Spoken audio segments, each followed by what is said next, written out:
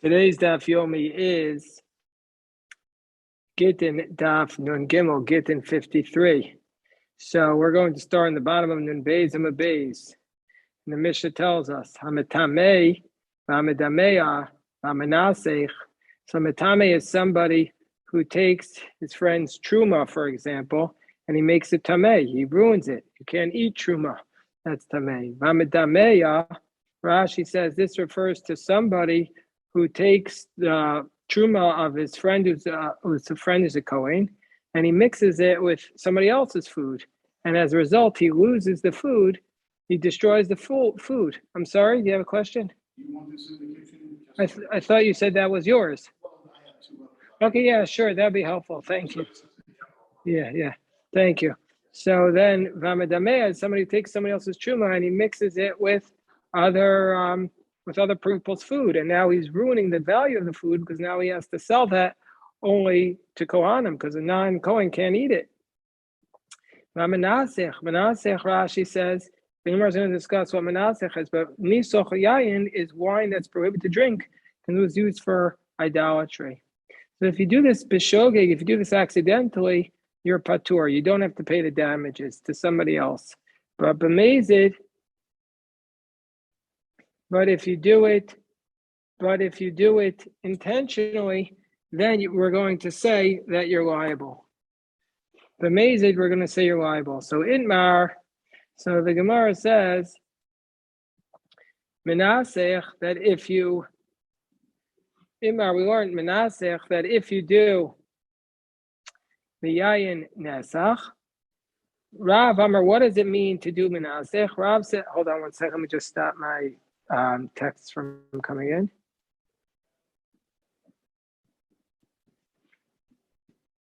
So Imar Menasech, Rav Amar Menasech Mamish, Ushmu Amar Ma'arev. So Rav says that you actually do nisuch on it. What is it? Shechshech biyado. What does it mean? He stuck your hand into the barrel of your friend and you mixed the wine for the purpose of idolatry, because that's how they used to worship idolatry. So that's what you actually did. And Shmuel says, no, you didn't actually do that. You just mixed the idolatrous wine with your kosher wine. Manda Amar Ma'arav, the one who says that you mixed it, my time Amar Menasech. Why doesn't he say that you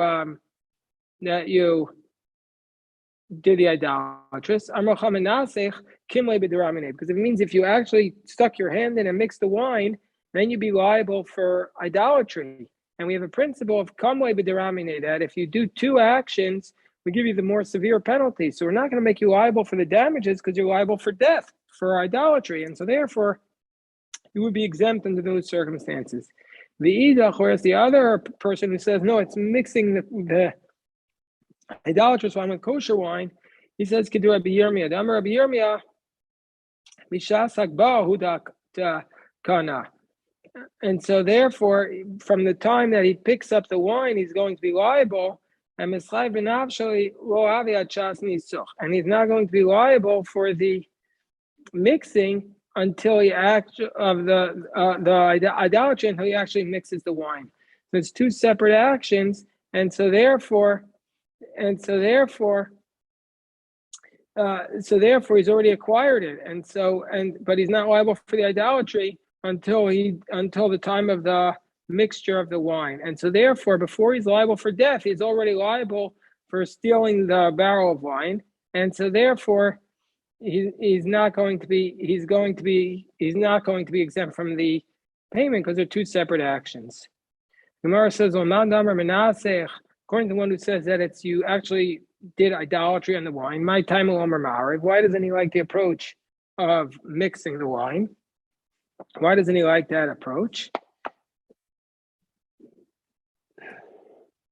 So the Gemara explains, because the Gemara says, well, mixing the kosher wine with the non-kosher wine isn't. What's the difference between that and mixing the truma with the non-kosher truma on the top with non-truma? So it's basically the same concept. On top of 53a, the idach, whereas the approach that says that it is mixing the two together, knasahu. This is the whole thing is a fine, and we say you're liable. Knasahu wal yalfinan. And from a knas, we can't learn out from one knas to another knas. Gemara says, Oman diyof kinasa, and according to the one who says that it's a kanas, and you can learn out one kanas from another kanas, kohani lamali. Why do we need all these cases? The Gemara says, I'll tell you why we need all these cases. Tricha. I'll tell you why we need all these cases. I'll tell you why we need all these cases. The reason why we need all these cases is because if you just said the case of mitame, if you just said the case that you made it tameh, then truma hava. If it was truma, amina mishum dekamavsid l'gamri. I'll say, well, what's the reason why you're liable? Is because you completely ruined it. V'i mitame chulin, and if you made the chulin tameh, I would say mishum da asar l'grom tuma chulin, and I would say the reason is because you're not allowed to cause tuma to be. You're not allowed to make chulin in the land of Israel tameh. Aval medameya, but if it was mixing the truma with the chulin, I might say there you're not liable. And if you only had the case of the medameya, I would say mishum d'shliach, because that's more common of a metat where you mix up truma and chulin. But actually making the truma tameh, the lo shliach, where it's just not common, I might say you're not responsible. And if you had the case where you made the truma tameh or you mix the truma with the chulin, I said mishum d'lo kimei b'diramine, because there you're not liable for more severe penalty. But in the case of where you did the libation on the wine, the kimle b'diramine, where you're going to be liable for the more severe penalty, I might have thought you're not liable. Kamash Malon could Rabbi Yirmiyah. So we learned. So it's teaching us like Rabbi Yirmiyah that you're liable for both of these cases. And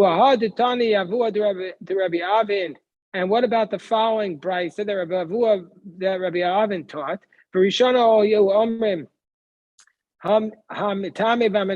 At first they said that who is the one who's going to be liable if you make the food tameh or if you do the libation. And then they came to include also the one who mixes the truma with the chulin. According to this opinion, why do you need all three? So according to this opinion, you need all three. Because if you just had the case of the mitameh where you made it tameh, because there's not a penalty for death. Then since there is possibly a penalty for death at the same time, so we might have thought you don't get the fine. And if you had the case of the libation, the idolatry, because you completely destroyed it. But the case of the tumah, you haven't completely destroyed it because it could still be used for fuel or eaten by an animal. I might have thought you're not liable for the damages. And if you had just both those cases, I would say mishum dehefsim meruba, because there's a great loss of money. But in the case of where it's mixed the truma with the chulin, where it still could be eaten by a kohen, because the kohen is allowed to eat the truma. Since it's just a hefsim muad, since it's just a minor loss, I might say it's not liable. So therefore, it's tzricha. We need all three cases. Amar Chizkiah. So Chizkiah taught Devar Torah that biblically speaking, echad shogeg ve'echad meizid chayev. Biblically speaking, whether it is a shogeg or a meizid, you're going to be liable. So biblically speaking, says Chizkiah, biblically speaking, whether it's shogeg or meizid, you're going to be liable. Biblically speaking, this type of damage, which you did, where you made something tameh, for example, or you made an idolatrous wine, then biblically speaking, you're going to be liable whether you did it accidentally or if you did it intentionally. At my time, and what's the reasoning? Because we have a concept. Hazek sheino nikar, even though the damage is not physically recognizable, shmei hazek, it's still called damage. So really, you should be liable for both. Matam amru b'shogeg pater. What's the reason why we say if you did it accidentally, you're exempt? Kidei sheyodio. So because we want to make sure that the person tells you what he did, so you don't accidentally eat the tamei truma or the non-kosher wine. Matam amru b'shogeg pater. And what's the reasoning why they tell us that if you did it accidentally, we're going to say you're so Gemara says, well, if that's the case, well, if that's the case, even if you did it intentionally, we should hold you liable. Even if you did it intentionally, we want you to tell him. So the Gemara says, no, I'll tell you why. So you think to say if his intent was to do the damage, you don't think if his intent was to do, the person who does it in damage, intentionally intends to damage the person who owns the fruit by making it disqualified. Do you think it's possible that he's not going to tell him? His whole purpose was to tell him. So of course he's going to tell him. So therefore, that's why in the case of the person who does intentionally, we hold him liable. Rabbi Yochanan says the opposite. Devar Torah, biblically speaking, echad shogeg v'echad mezid pater. Biblically speaking, the one who does it intentionally or accidentally, they're both really exempt Torah from the Torah. Why? Because it's a damage that's not recognizable, and so therefore it's not considered to be damages. What's the reason why the rabbis say that if you did this intentionally, you're going to be liable?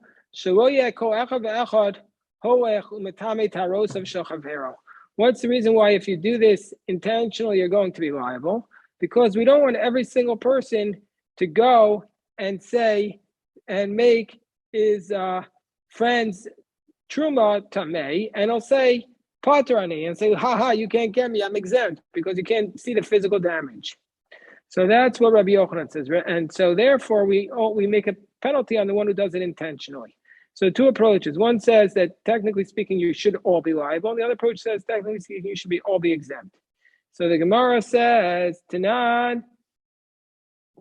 So the Gemara says, let's going to challenge Chizkiyahu. It says, really, even though it's not recognizable, it's considered a damage. Tanan, Kohanim shepigu b'mikdash. The Kohanim who basically disqualified their korban with their improper thought.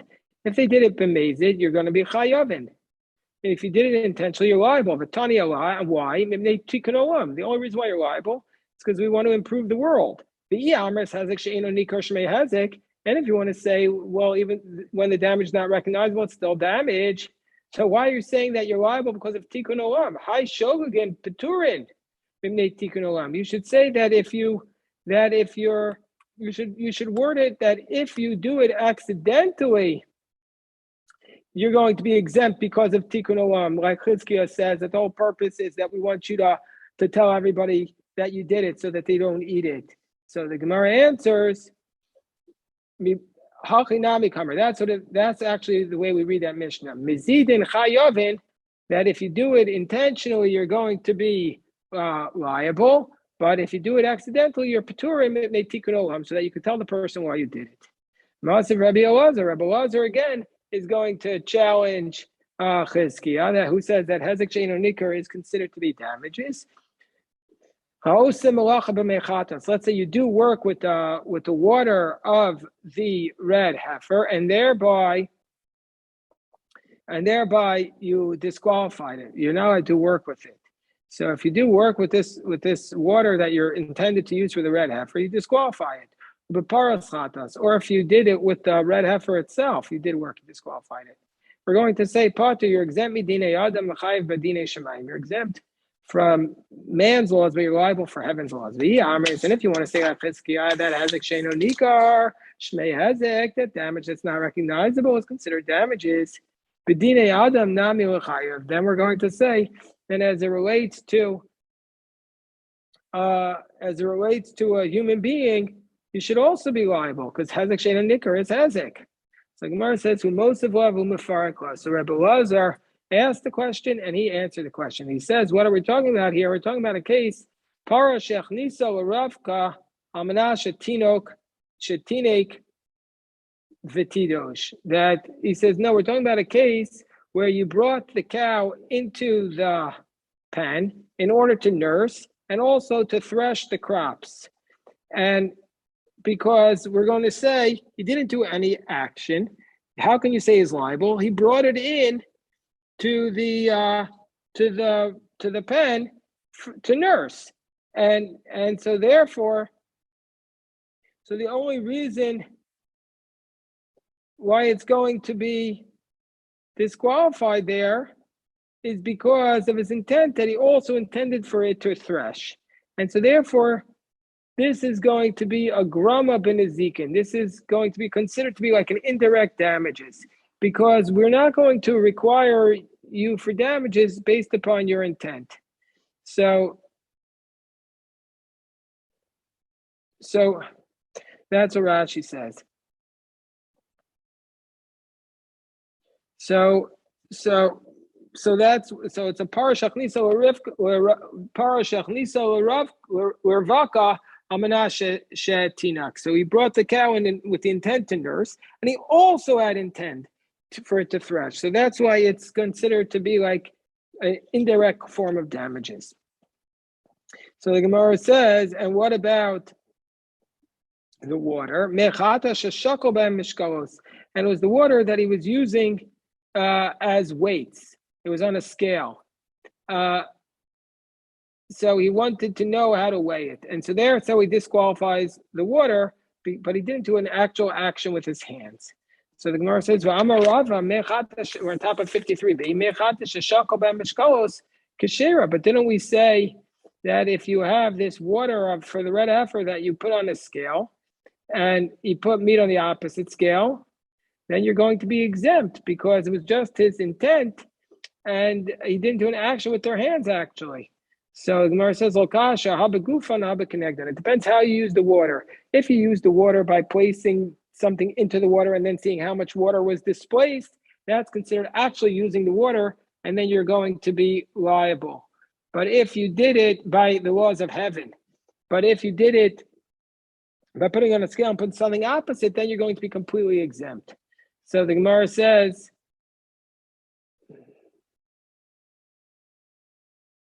under those cases, the water will be disqualified if you put the meat actually into the water itself. So the Gemara says, well, begufan ma'aseh. Well, he's actually using that directly. And if you're going to say that damages that are not recognizable are damage, so he did an action on it with his own hands, so he should be liable. So the Gemara says, okay, both of it is using the weights opposite.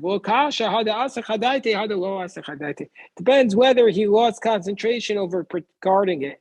And so that's the situation. That if he had concentration on watching it the whole time, then it's going to be okay. But if he didn't lose concentration, but if he lost concentration, then we're going to say that it's disqualified. But nevertheless, he's not liable because he didn't do anything directly with his hands. He just caused it to be. He just caused it to be disqualified by not watching it.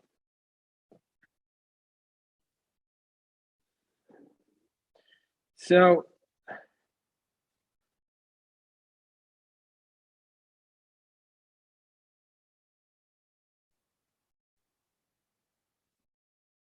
Okay, so now the Gemara says, the next case, Gemara is again going to challenge this position of Chizkiah that if you do damage that's not recognizable, the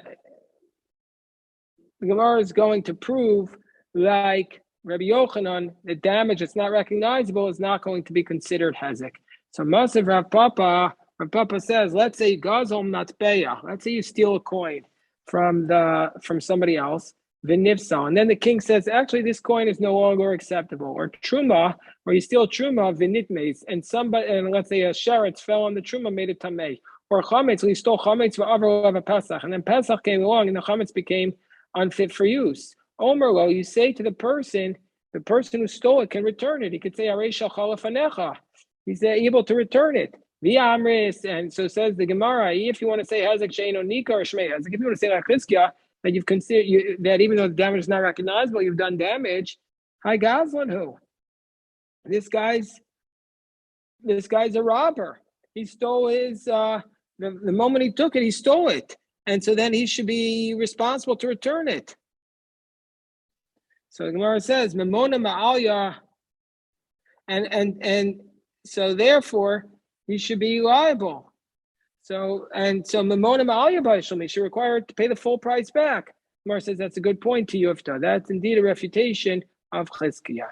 So the Gemara says maybe we can maybe resurrect Chizkiah by saying that this is actually a machokas tanai, whether we say damage that's not recognizable is going to be considered damages. Lema ketanai. Maybe it's a dispute amongst the tanaim.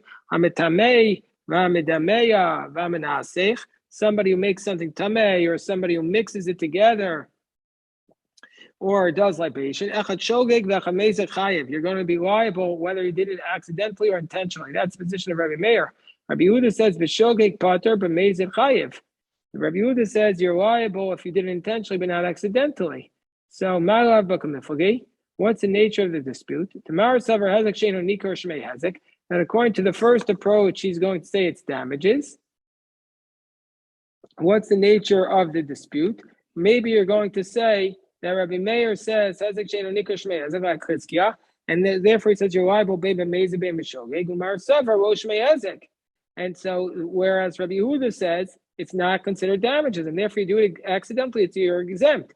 But by Mezeh, if you do intentionally, you're liable because the Chacham put a knas on him, so you don't go around and do it. So maybe Rabbi Chizkiah is like Rabbi Meir, and the Chachamim and Rabbi Yochanan is like Rabbi Yehuda.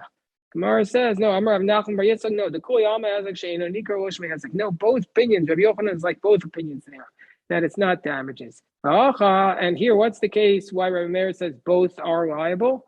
He says, we're going to find the person who did it accidentally so that he doesn't come to do it intentionally. Rabbi Meir says we find the person who does it accidentally because he might come to do it intentionally. We're not going to find you if you do it accidentally because then you might come to do it intentionally. So Gemara says, but we have a source that Rabbi Meir, Rabbi Yehuda say the opposite. The Rami Rabbi Meir, doesn't this contradict another position of Rabbi Meir? Rami Rabbi Yehuda, Rabbi Yehuda. And it contradicts another teaching of Rabbi Yehuda. Titania, Mevashal b'Shabbos. We learned in the Brayso. So let's say somebody's cooking on Shabbos. Bishogeg, if you do it accidentally, yochol, then we're going to say he can eat. If you cook accidentally, he's allowed to eat it even on Shabbos. But mezid, but if he does it intentionally, well, yochol, he can't eat the food. Not on Shabbos, not that Shabbos or ever. That's the position of Rabbi Meir. So Rabbi Meir says we're not going to fine you if you do it accidentally because I did come to do it intentionally. Whereas Rabbi Yehuda says b'shogeg yochal u'motzi Shabbos. If you do it accidentally, excuse me. If you can do it accidentally, you can eat the food after Shabbos. If you do it b'mezid, well, yochal, you can never eat it at all. So Rabbi Yehuda is saying that even on b'shogeg you can't eat it on Shabbos. Whereas Rabbi Yochanan Sandler says b'shogeg yochal motzi Shabbos lacherem lo. If you do it accidentally, you could eat it. Other people could eat it after Shabbos. B'mezid lo yochal olametz lo lacherem. But if you do it intentionally, nobody could ever eat it. Not him, not others. So kasha do Rabbi Meir, kasha do Rabbi Yehuda. Here in this case, Rabbi Meir is saying we're not going to penalize you if you do it accidentally. To when you do it intentionally, so because you might come do it intentionally. Whereas Rabbi Yehuda says you can't eat it on Shabbos, you can only eat it after Shabbos if you do it accidentally.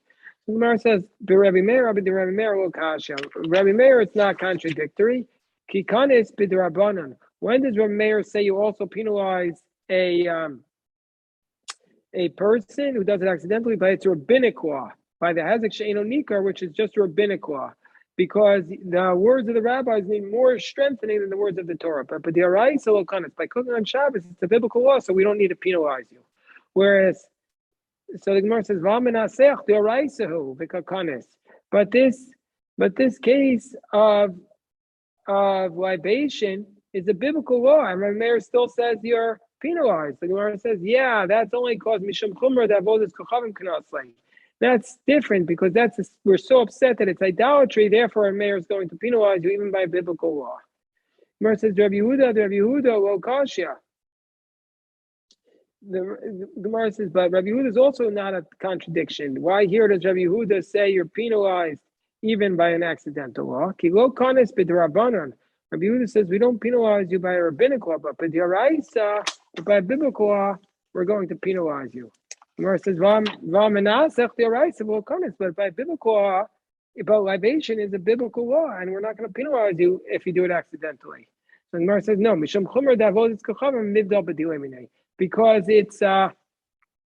because this is a stringency of idolatry, we don't have to be as strict. We don't have to penalize you.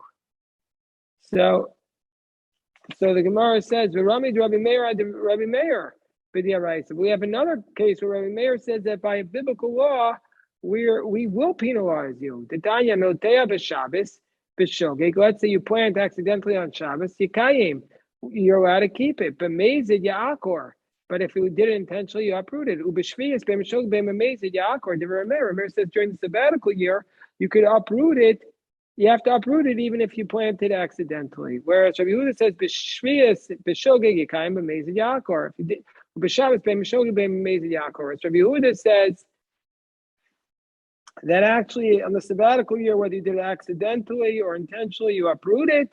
And on Shabbos, whether you do it accidentally or intentionally, Rabbi Yehuda says on sabbatical year, you could keep it. If you did it accidentally, intentionally, you uproot it. And on Shabbos, so the Gemara says, well, this is not a question on D'Oraisa D'Rabbanan. There's an inherent contradiction. But Shabbos and Shvius are biblical. Why is Rabbi Meir going to be strict about the sabbatical year, not about Shabbos? So there, the explanation is clear from the Brisa. Why do I say you're allowed to keep it on Shabbos? Why are we not strict there? But why am I strict about sabbatical year? Because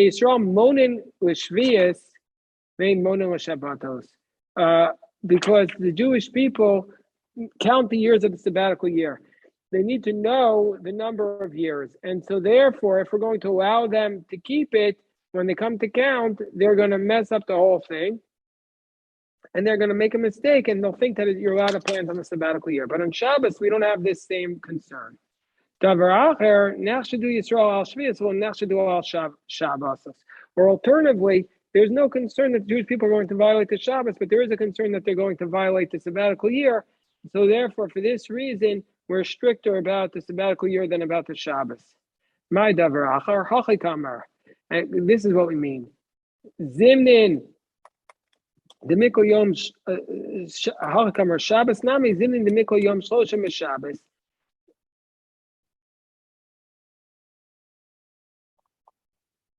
So, we'll have to stop here. We'll pick this up, God willing, on Sunday morning. We'll pick up this principle. We'll discuss it there in depth. A big shkoyach. Everybody should have an amazing, amazing Shabbos. Shkoyach, shkoyach.